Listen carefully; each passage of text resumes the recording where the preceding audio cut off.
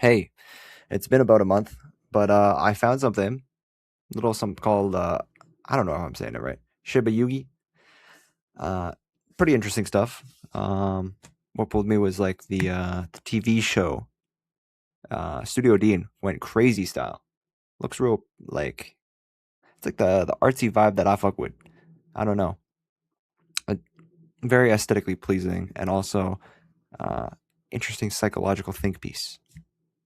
I'm just saying words, bruh. You know. Um, Let me preface this, I guess. I mean, would any? I don't think anyone who would click on this would ever not have known what it is about first. So, yeah, basically, Shibuya is in a dystopian world where there's these like death games, and there's sickos online that pay a shit ton of money to watch these not always scantily clad women, but like these women dressed in like weird outfits to go through like these death games where approximately 30% of them die. They vary in terms of like difficulty and stuff. Um, and honestly, what pulled me into this was just like the world of it. Sure, it's like weird that it's just like a bunch of girls. Honestly, that was pretty hard to look past. Like, but like looking past it, it is like, you know, I guess the sexualization of it, right? You're thinking about like where society in this world at least has devolved so much so to where like this is like such a lucrative thing. Like there's because obviously there's got to be like a crazy like wealth divide for this to even occur, right? Like the wealth divide has to be so great that there's people wealthy enough to run these things and have them run at a profit, right? Where they can get completely operate above the law. And also the technology in this. I mean, I read a little bit ahead of to volume four. This video is only going to talk about volume three.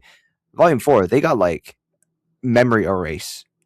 Um, Volume three, all we learn, I guess, volume three is also the movie. The movie and volume three are actually really different, which is what we're going to talk about today. But I'm going to sidetrack. Sorry, I like to do these in one take.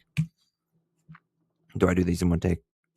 I guess I don't like splice the audio, but yeah. Anyways, sorry. Where was I? Uh, yeah, the world is got to be very dystopian, and like the wealth divide, yada yada yada yada. Oh yeah, the cool thing they got this thing called like the preservation treatment. Basically, what that is there these people participating in these death games have all of their cells like replaced with this white fluff. And when you watch the show, you think like, oh, it's like a way of like censoring, like a fun way of censoring. No, it's like a world building thing. Like it's to make sure like you can go through like near death injuries, but you'll still live. Like in the opening of the show, they like it's like the maid one where like they have to be under a certain amount of weight, so they just chop off all of their like limbs. Like okay, like there's anime moments, right? Like sure, it's really stupid that they lop off their arms instead of like or and their legs instead of like other parts, as you can see by how if you've watched the show. Honestly, that was the only thing. There's things that break your immersion at times, but overall, if you just look at the world and like treat this as like similar to Apothecary Diaries of just like a kind of mystery thriller vibe, it's a great series so far, at least. Um, but yeah, the preservation treatment. I'm sorry, I'm just jumping all around. Could you imagine if these were scripted? These would be so much better. But I'm lazy, and I just like to kind of gather my thoughts so I know what I think of something at the time, and then I don't just have to guess about what I was thinking at the time. Um, Anyways, preservation treatment really cool. Make sure that if they're dead, they only die when they're supposed to die, kind of thing. Like you can go through like like Haku. I guess there's gonna be spoilers. I'll take a little pause.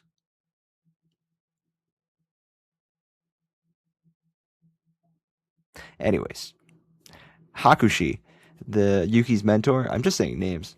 bruh. Well, whatever. Like she fakes her own death because she goes through a really gruesome thing, but like her body is just replaced with so many prosthetics, and like the preservation treatment is just like so like you you just don't die, you don't bleed out, right? It's crazy. Um, like you do have to suspend your belief for a little bit, but like if you just get through like, oh, they've created a technology, they don't have to like, I guess that's the way I see it. Like you don't have to explain how the technology works, just tell me what the technology or tell me what the technology is and make sure it's consistent with like the world. Preservation treatment, they don't bleed, they don't bleed out, they live as long as they're intended to live, or their brain is still like alive. And that makes sense. All right. Well, we're 6 minutes into this talk, and I have not started talking about the book. So let me do that real quick.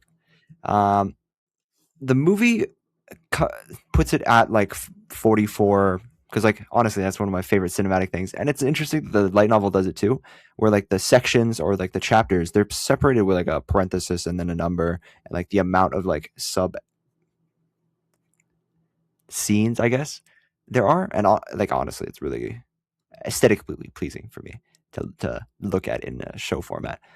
The movie is very much a psychological, like Yuki is going through it of like, is she like really this killer, like emotionless, like she only goes through this one thing. The light novel is a completely different vibe. It's very much collaborative of like they're figuring out like essay is this killer. Um anyways, let me just go through my notes. In part one, um she's this is cut from the movie.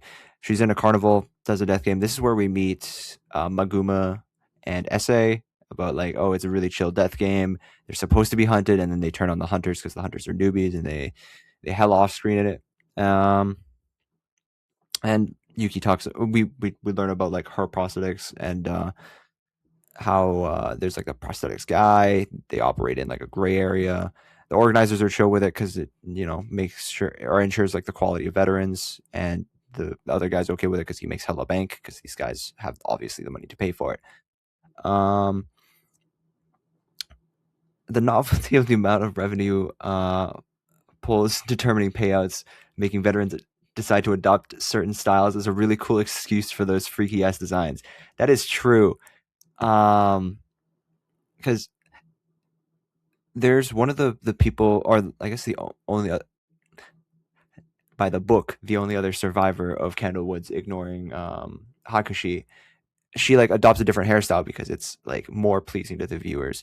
And also, like Yuki mentions, like she's not that wealthy, even though she's played so many, because like she doesn't put that much effort, and she's also like not very much like her vibe is she's an aura farmer, but I guess in this world it's like a fetish thing, so like they don't fuck with the aura farming in a way.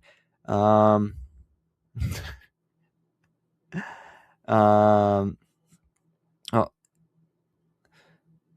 part two, Koyomi, who is Hakushi's friend, she doesn't play death games a lot.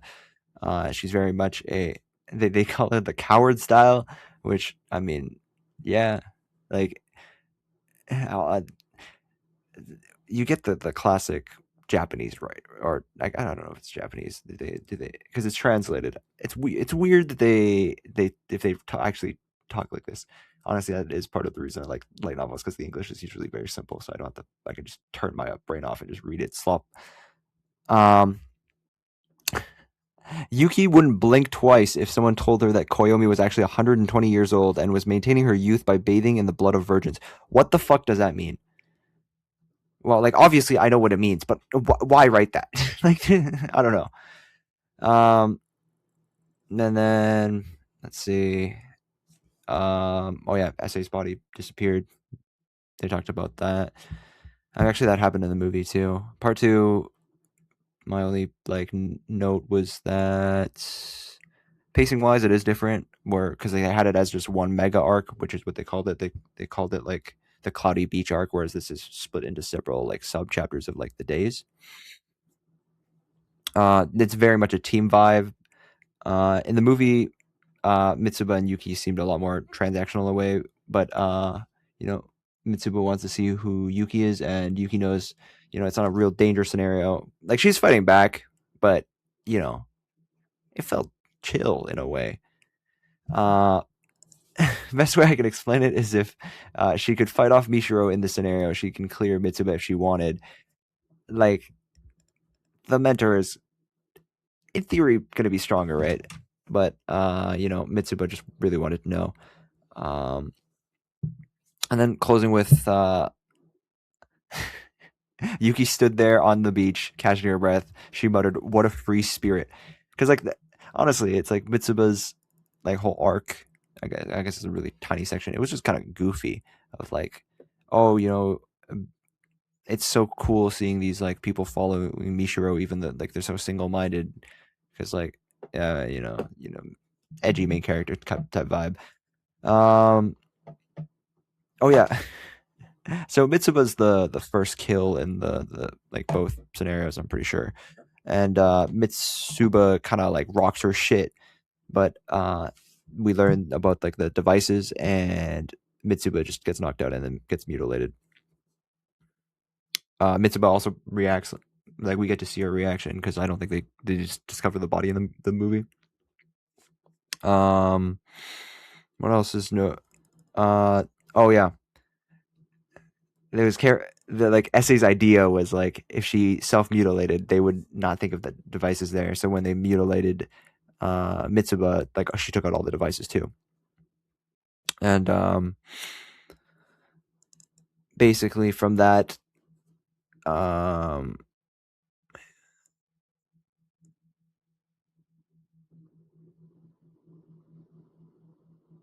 oh wait, I don't know if I'm misreading this between the lines, but Mitsuba noticed the device in the hand and removed it. Oh yeah, Mitsuba removed some of the devices because she noticed something about Essay's outfit, but she didn't remove all of them, so she still got stunned and then cooked. Um, let's see what other notes. Oh yeah, Irie was the one that like shared the device planting thing, and then was able to verify that everyone had the thing.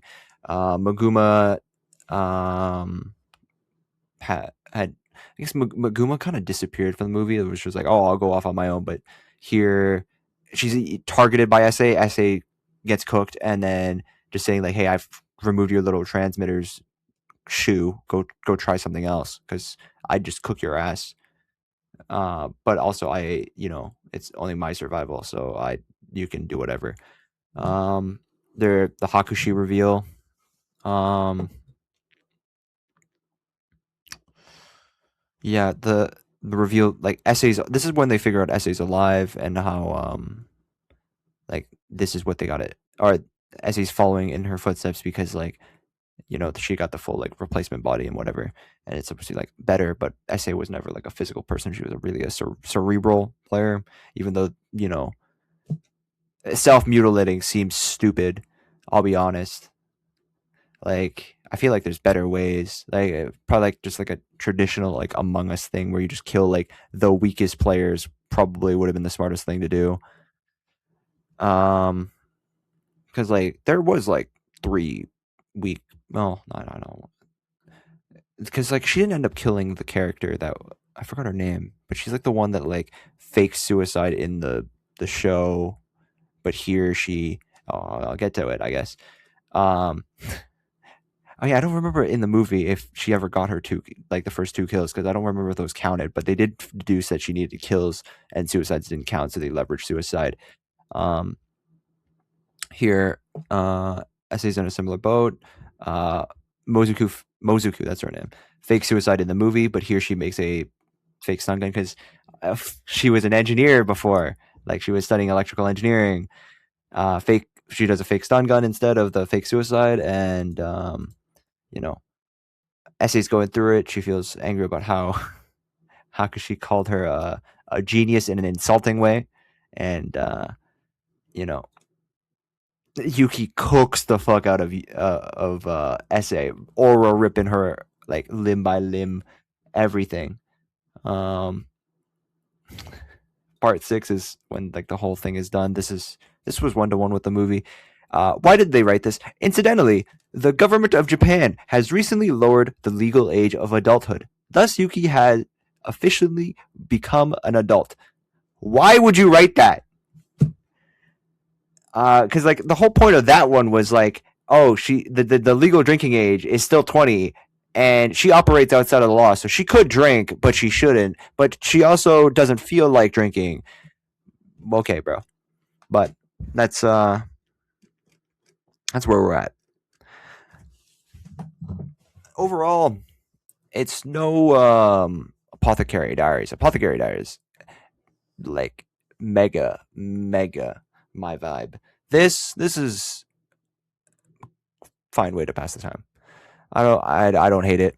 Um, yeah, this is probably like the most like stereotypically anime thing that I've enjoyed in terms of like character design.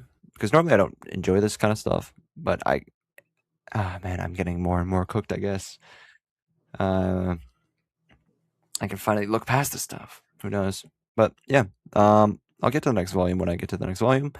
See you guys next time. Bye.